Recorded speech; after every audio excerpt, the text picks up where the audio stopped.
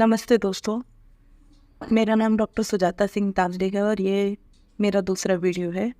आप सभी भारतवासियों को गणतंत्र दिवस की हार्दिक हार्दिक शुभकामनाएं।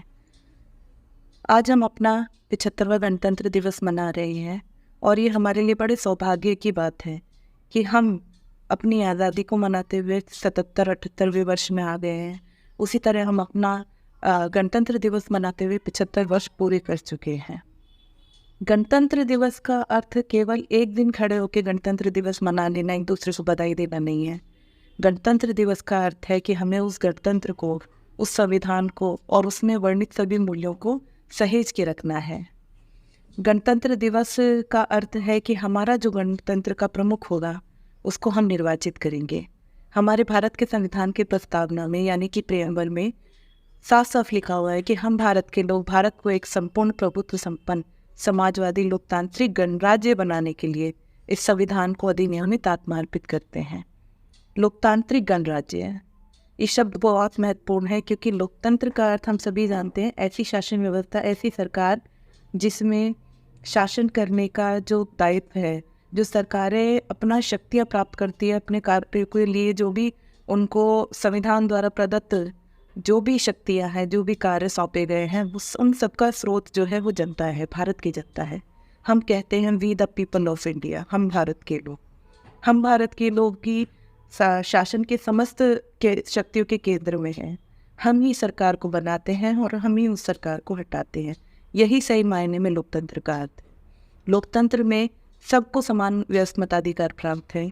सभी उस मताधिकार का प्रयोग करके अपनी सरकार को बनाते हैं ताकि वो उनके लिए नीतियों का निर्माण कर सके और उस जनता के कल्याण का कार्य कर सके जिस जनता ने उनको चुनकर वहाँ सदन में पहुँचाया है। दूसरा शब्द आता है गणराज्य। इसी से जुड़ा हुआ हमारा गणतंत्र है। गणराज्य का अर्थ होता है हमारा जो राष्ट्र प्रमुख होगा या राष्ट्रीय अध्यक्ष होगा, जिसको हम राष्ट्रपति बोलते हैं, उसका निर्वाचन जनता के द्वारा होगा।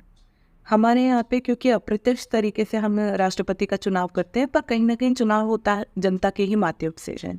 इसीलिए हमारा जो राष्ट्राध्यक्ष है, राष्ट्रपति है, उसको पहला नागरिक कहलाने का सौभाग्य प्राप्त है। वही पहला भारत से प्रथम नागरिक कहलाता है और वह किसी वंश परंपरा प्रणाली से नहीं आता, उसका निर्वाचन किया जाता है। इसलिए हम देखते हैं कि गणराज्य होने पे, गणतंत्र होने पे हमें अत्यंत गौरव महसूस होता है। दूसरा एक और बात होती है, कई बार ये कहा जाता है कि 26 जनवरी का दिन ही क्यों चुना गया था। असल में 26 जनवरी 1930 को जब हमारा स्वतंत्रता आंदोलन चल रहा था तो हमारे स्वतंत्रता सेनानियों ने स्वतंत्रता दिवस के रूप में इस दिन को सेलिब्रेट किया था। 26 जनवरी 1930 में 1930 में क्योंकि उन्होंने इस दिवस को मनाया जिसमें सरदार पटेल, जवाहरलाल नेहरू, महात्मा गांधी और भी बड़े जितने भी नेता थे वो सभी सम्मिलित थे। इसीलिए इस दिन को बहुत महत्वपूर्ण स्थान दिया जाता है भारत के स्वतंत्रता आंदोलन में भी और भारत के इतिहास में भी।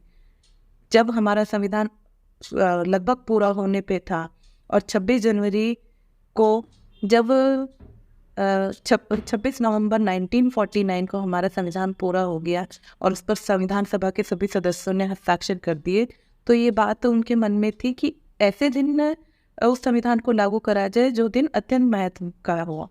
और 26 जनवरी क्योंकि उसके बिल्कुल पास ही था और 26 जनवरी की एक हम ऐतिहासिक पृष्ठभूमि देख चुके हैं, इसलिए 26 जनवरी को हम 1950 को हमारे संविधान को पूर्ण रूप से पूरे भारत संघ पर लागू कर दिया जाए।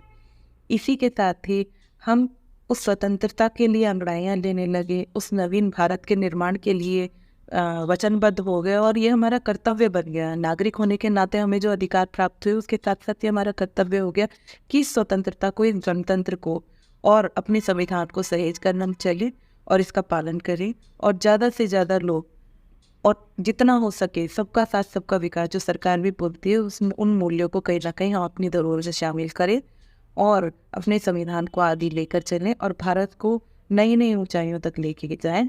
अपनी परंपरा को बनाए रखें, अपनी सभ्यता को बनाए रखें, अपनी संस्कृति को बचाए रखें। इसके साथ ही वैज्ञानिक दृष्टिकोण अपनाते हुए हम अपने संविधान को आगे बढ़ाएं, अपने देश को आगे बढ़ाएं। यही आज भारत की मांग है। इन्हीं शब्दों के साथ आपको पुनः गणतंत्र दिवस की बहुत बहुत शुभकामनाएं। धन्यवाद।